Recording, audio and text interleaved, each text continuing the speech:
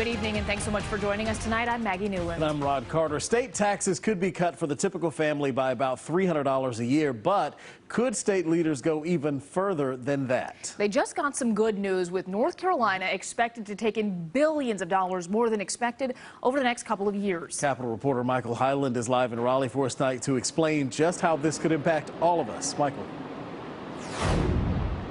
Yeah, I've heard there's some talk among Republicans about potentially even bigger tax cuts than what we've already heard about.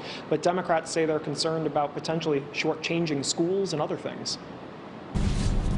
A windfall for North Carolina. The latest projections show the state will take in about $6.5 billion more over the next 2 years than expected. The news comes as Republicans in the Senate get ready to roll out details of a new budget. Has changed everything as far as the current tax package that we were proposing. The Senate recently passed a bill that would cut state income taxes for the typical family of four by $325 a year. It also phases out the corporate income tax. Do you think you all could go even further than that? Well, that's what we're looking at. We're looking at all options to see what we can do. Where is the investment in our public schools? Tamika Walker-Kelly is head of the North Carolina Association of Educators, which represents teachers. 2 years ago, Democrats and Republicans never agreed on what to pay them. To not invest in our public schools with a budget that fully supports public education is fiscally irresponsible on the part of the legislature. Democratic Governor Roy Cooper said even though he doesn't like the tax cut plan, the state has enough to do that and fund what he wants, including 10% raises for teachers over the next 2 years. Well,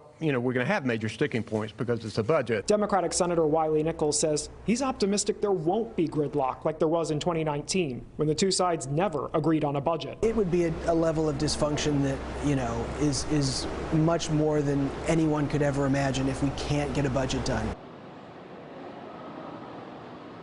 Republicans only recently agreed with each other on how much they think the state should spend over the next 2 years. Senator Jackson told me he doesn't think the news of all this additional money means the state should spend any more than that. They're aiming to get a budget on Governor Cooper's desk to either sign or veto by early August. Live in Raleigh, Michael Hyland, CBS 17 News.